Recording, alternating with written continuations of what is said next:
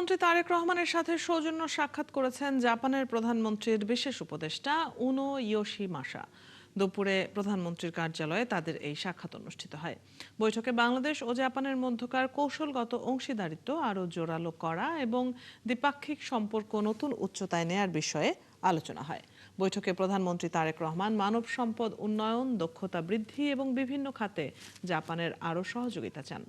বাংলাদেশ থেকে দক্ষ স্বাস্থ্যকর্মী, কৃষি শ্রমিক ও গাড়ি চালক নিতে জাপানি প্রতিনিধি দলের প্রতি আহ্বান জানান প্রধানমন্ত্রী।